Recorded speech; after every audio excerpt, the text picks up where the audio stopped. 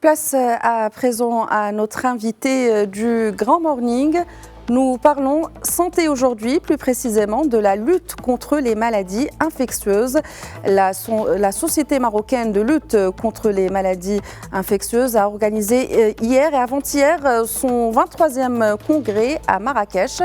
Chercheurs, experts et professeurs ont participé à cet événement qui a choisi pour thème central les innovations et les défis actuels en infectiologie. Pour en parler, nous avons le plaisir d'avoir avec nous en direct de Marrakech le professeur Saïd Zohir, doyen de la faculté de médecine et de pharmacie de Marrakech et président de la Société marocaine de lutte contre les maladies infectieuses. Professeur Saïd Zohir, bonjour, merci d'avoir répondu à notre invitation. Bonjour, merci pour l'invitation. Alors, tout d'abord, pouvez-vous nous parler de la tenue de ce 23e congrès, des thématiques qui ont été débattues? Oui, justement, alors ce congrès qui s'est déroulé pendant 2 jours était sous le haut patronage de Sa Majesté le roi Mohammed VI, que Dieu le glorifie. Il avait comme thème principal les innovations et défis actuels en infectiologie. Et bien sûr, il y avait d'autres thèmes, particulièrement l'intelligence artificielle, pour lutter contre les maladies infectieuses, ce qui est devenu pratiquement une nécessité, pas une tendance uniquement. Et aussi les nouveaux outils moléculaires et tests rapides pour le diagnostic des infections virales en particulier.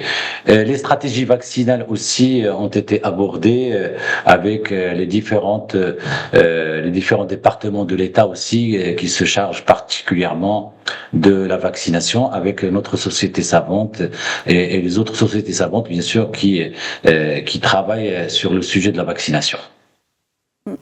Peut-être avant de parler des défis et également des avancées dans le domaine au niveau national, un rappel tout d'abord de ce que c'est une maladie infectieuse. Oui, les maladies infectieuses, en fait, ils regroupent toutes les pathologies qui sont causées par des agents pathogènes qui envahissent notre organisme et qui s'y multiplient.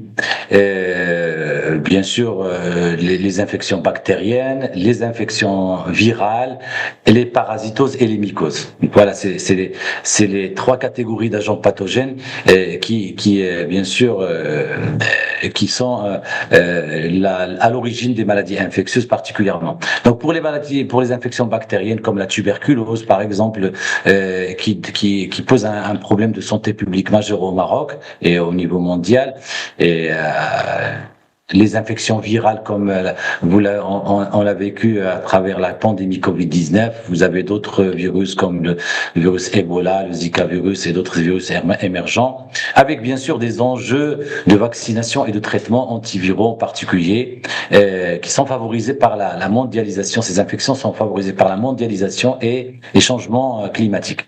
Et vous avez aussi les parasitoses et les mycoses qui sont souvent liés à des contextes environnementaux et de fragilité immunitaire.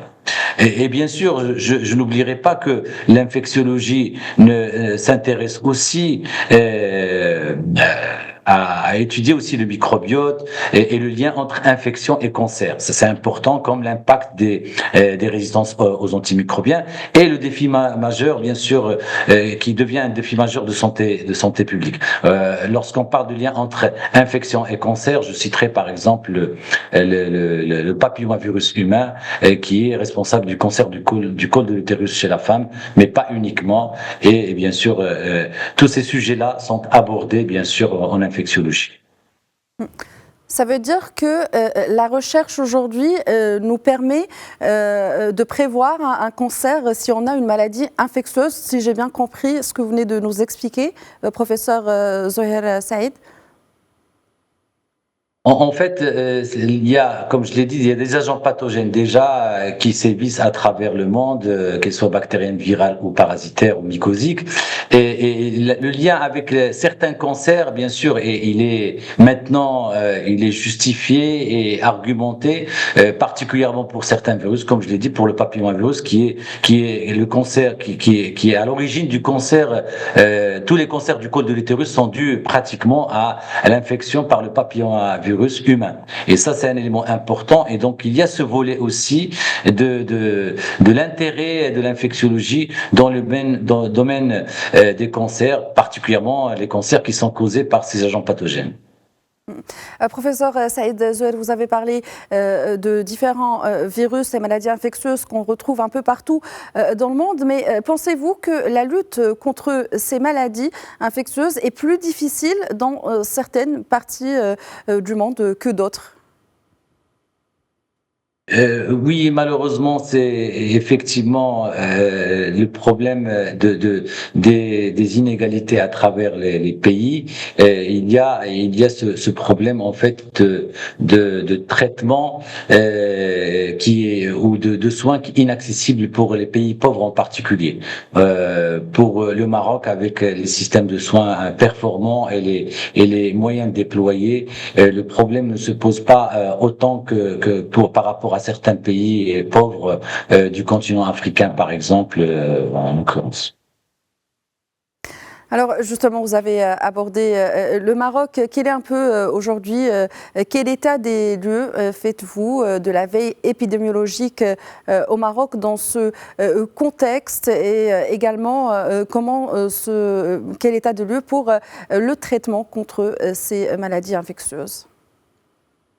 Alors justement, le Maroc a tiré des leçons majeures de la pandémie Covid-19 et a significativement renforcé sa veille épidémiologique.